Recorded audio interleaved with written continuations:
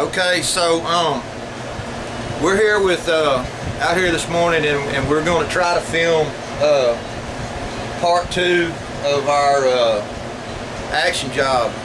And I've tried to do this several different ways, and the first way I tried to do it, I tried to just show everything that I do, and it's just too much footage, and I think people would lose interest in all of it before they watch it. So with that said, that being the case, I'm going to try to show the parts, what we do to the parts and how we modify the parts, and just get that into a condensed version. And I'm going to do a whole separate video on trigger jobs, and then I'm going to do another video on how to facilitate unloading through a load gate, because I think it's time that somebody did that, and it's something that needs to be talked about, because it's very achievable in a 336. With that said, I'm going to move the camera now, and we're going to get started with this morning. Okay, so when you get into one of these guns, one of the first things that you're going to want to deal with is your bolt. And there's several things that we do to the bolt, and you know, a lot of you guys might not want to go as far as what I go, or as far as what Adam at Ranger Point, at what they do, but I'm going to go ahead and show you everything that we do, so so you can have the knowledge, and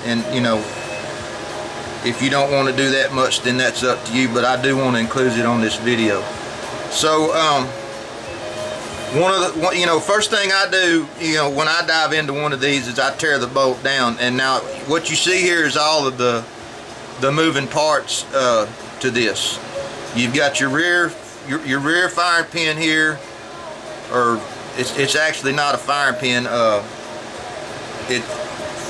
It's the rear section of the firing pin, because the firing pin in the 336 is a 2-piece, and that's a safety design. And then you've got your spring, which rides right here, and when you lift the bolt up, this lines up and facilitates firing of the gun. Lines the two pads of the firing pin up, and of course that's all inside of here, and it's held in by these 2 pins. The long one goes in the rear, the short one goes in the front, and then the extractor claw, which it clips on right here. So that breaks that down for you. Now the reason that we dive into this thing and tear it down is for this spring, to get to this spring right here, for one thing. And this spring has already been flattened.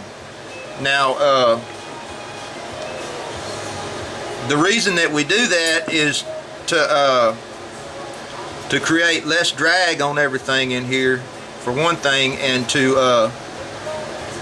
it puts a lot less downward force on the lot lug. And what that does is that takes part of that final hitch that you feel in the action, when everything locks up. And like I said, a lot of guys may not want to go this far, but when you get in there and get this thing out, it's going to have a lot more bend to it than this one does, because like I said, this one's already been flattened some. And you don't, and as you can see, you don't flatten it all the way. You just take some of the bend out of it. And of course your safety, you know, it'll all still work just fine. It just has a lot less pressure. Okay, so that's that. And of course then you'll have to reassemble the pin. And then another thing that we do is we polish this groove right here.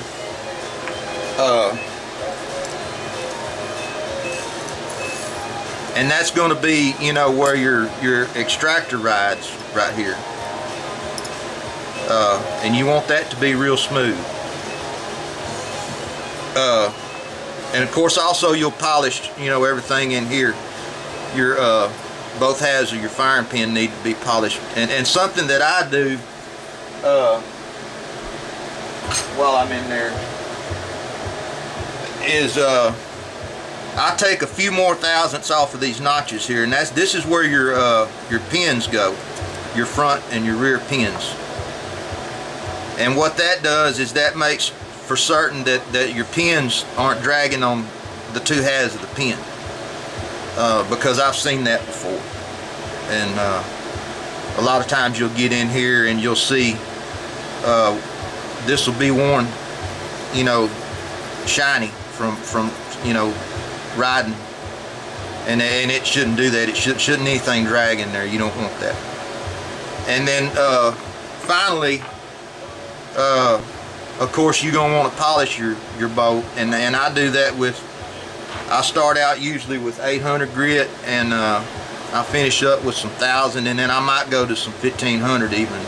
And this is something that you can spend a lot of time on, and you know, none of that 800, 1000, 1500, it's not going to take enough off to hurt anything.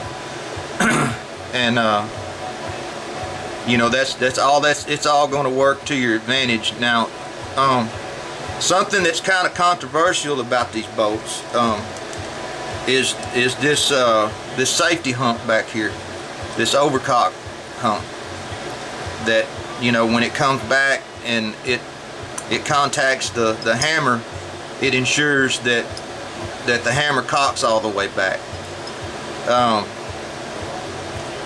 You know, now there's several, you know, schools of thought on this, and one of them is to leave it alone.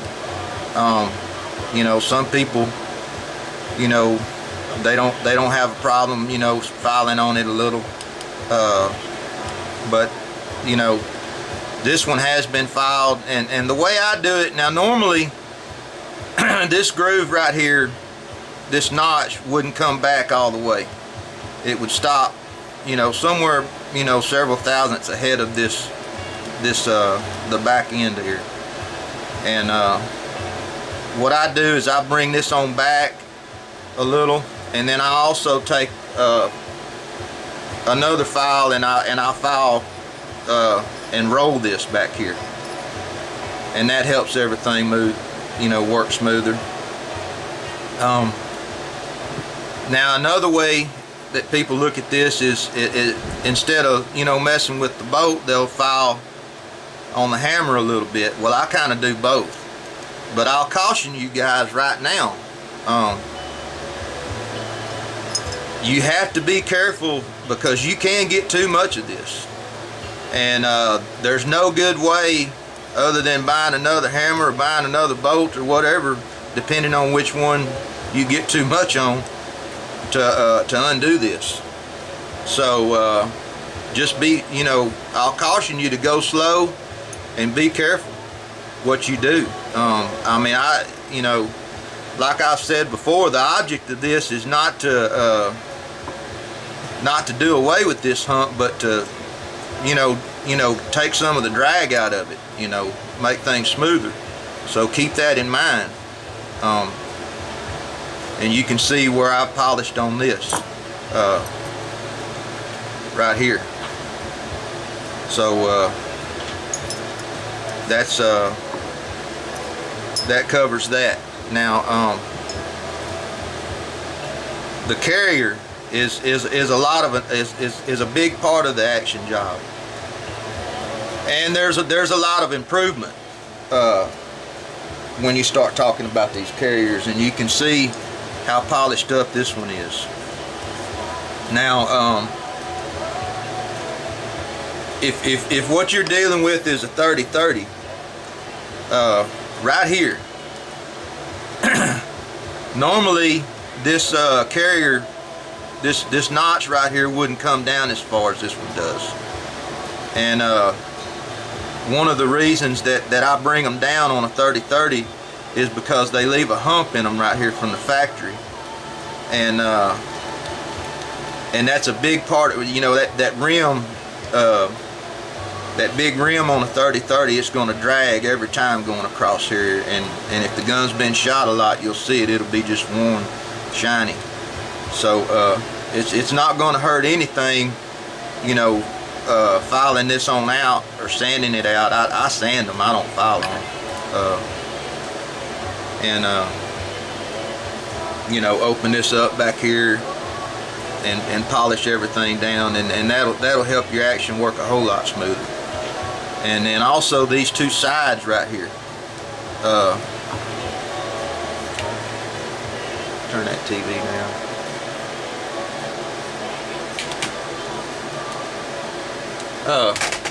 These two sides right here, there's nothing wrong with getting the edges on these and sanding this down and polishing it. That won't hurt one thing. Matter of fact, you can see, because that's one place where they'll drag inside the action is on either side here. And then I also file on the front, or sand. I keep saying file. Thing about that boat, but there's nothing wrong with sanding on this front and polishing this either. So that covers that. Really ain't gonna gain anything. I wouldn't recommend, you know, smoothing anything up back here unless you see some marks on it. That's okay. Right here where your carrier button, you can see here, there's nothing wrong with polishing on that.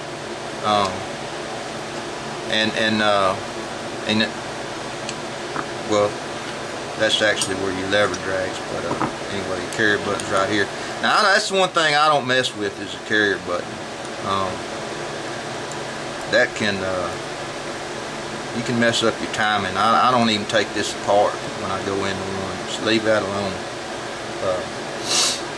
Anyway, so there's that.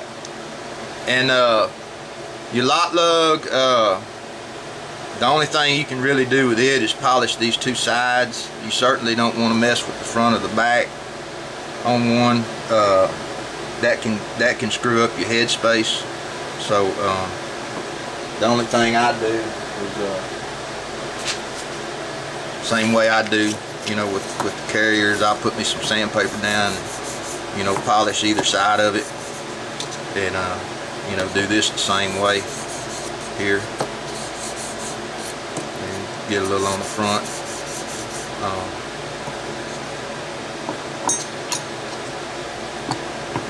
So that's that. Now on to this lever. Now we said early on we was going to use a Ranger Point lever, and there's a lot of these, you know, a lot of reasons for that.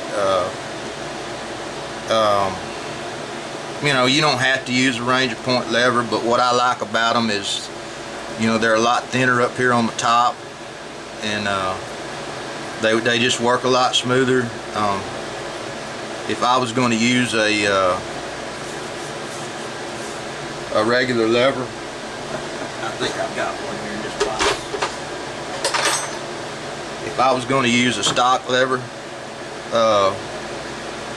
one of the first things that I would do is I would open this cartridge cutout back a little. That helps loading, and I would thin it up here on the top a little bit. You can see how much thinner these are, and that makes things work smoother, you know. These kind of fit tight up in here. This one don't fit nearly as tight. makes everything work a lot smoother. And then when I do my video on unloading through the side gate, I'll get into other reasons why, you know, I like this lever. But anyway, so that talks about that.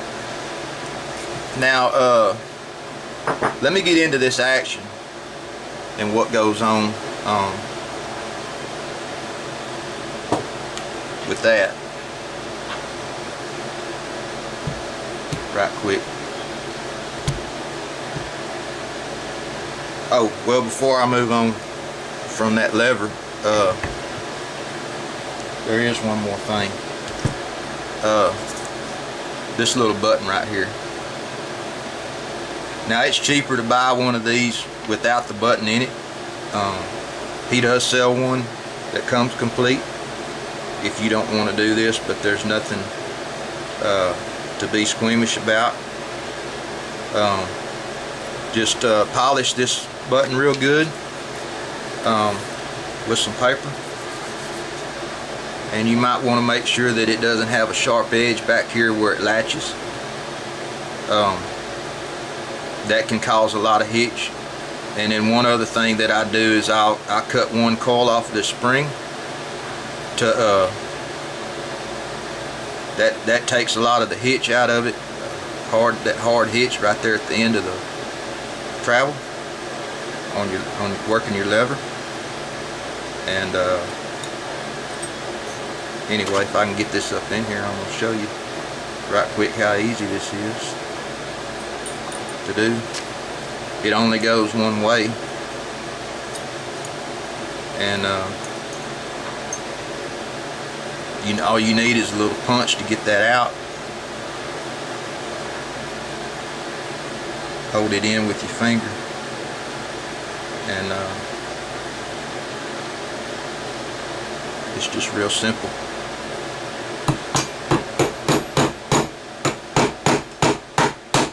There we go. Make sure, you know, rub it with your hand and make sure that it's not sticking out. And I can tell you, just working that with my thumb, that just one coil off of that makes a lot of difference. It'll still hold it up good, but it won't have a hitch right there at the end. And you know, it's a lot of little things, you know, just like this spring up in here, you know, that over, you know, everything in the grand scheme of things, it makes a lot of difference. And then before I get into that receiver, I want to cover one more thing here. Now, this is your lower tang assembly, and right here you'll see there's a safety button right here, and that also causes a hitch at the end of the working the boat. And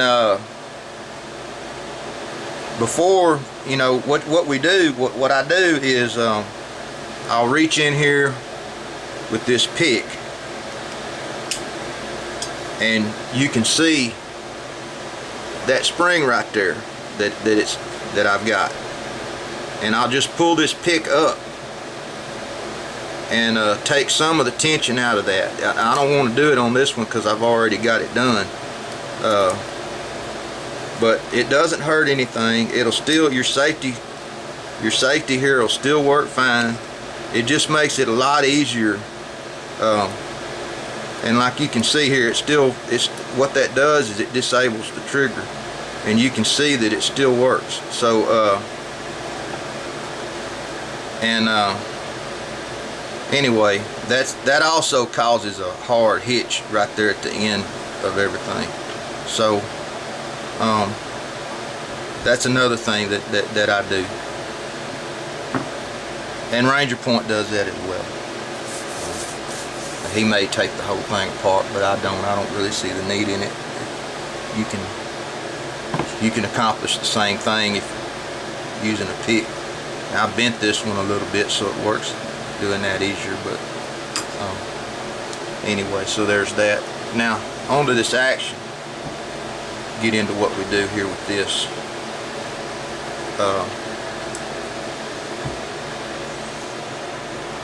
And there's several things, but it don't take long to cover it.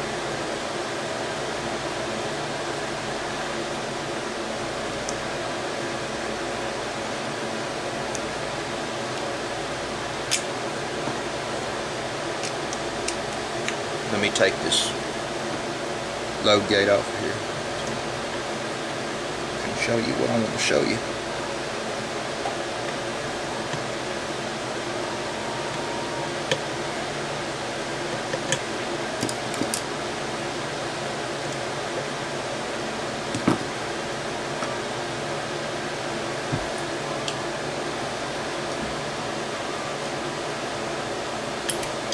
Okay.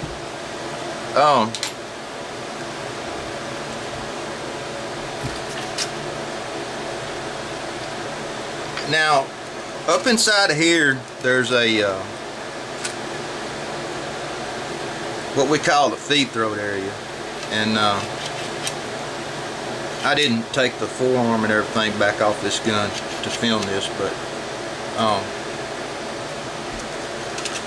what you're going to want to do is you're going to want to polish all of that. And the best way to do that, the easiest way to do it, you can't really do it with a Dremel, but you can take your wooden dowel like this and reach up in here and just like you's going, where you know the way the bullets go in the gun, and polish all of that. And I start with this is 600, and that's what I start with, because that's one area up inside of here that really kind of needs to be cut out. It's too tight, and you can go at this from both ways. If I had the forearm off the gun, you can go at it, you know, this direction as well as this direction, and then, you know, once you get it smoothed out and all the rough edges cut off of it, then go back with some fine grit and do the same thing over again. And that'll help loading a whole lot. And then that gets into unloading through the gate. That's and we'll cover that on this next video that I'm going to do. But anyway. And then also, while you got your fine sandpaper, another thing is polish back here where your boat rides as well. Get all those rough edges out off the back here, where this cutout is for the ejector, and reach up in there. And I use a wooden dowel same way on that. And you can use a bigger wooden dowel. You don't have to use a small one like this, but I like a small one because it, you know, you can reach up in here with it. And then another thing, when you start working on this carrier, it works good, you know, for that.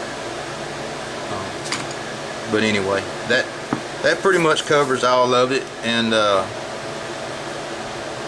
anyway, and then the final part of this will be the assembly, and then we'll move on to other things. So I believe we got it all. So all right, we'll shoot the reassembly next.